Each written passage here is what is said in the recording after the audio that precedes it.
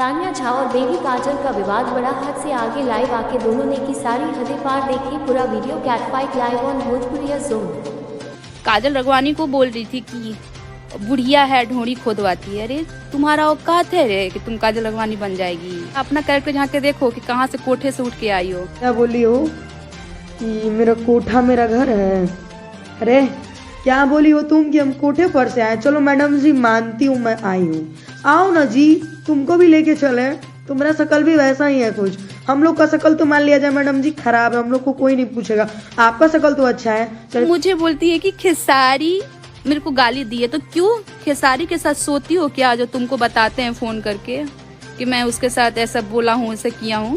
तोरा का लगा था कि तोरा बारे में क्यों कुछ नहीं के जाना? और याद बा जब छोटू छलिया के बच्चा खत्म करे खातिर तू गई रहलू हा, भुला गई हो का दिनवा? आप वही बेबी काजल है ना जिसका पीला कलर के सूट में वीडियो है?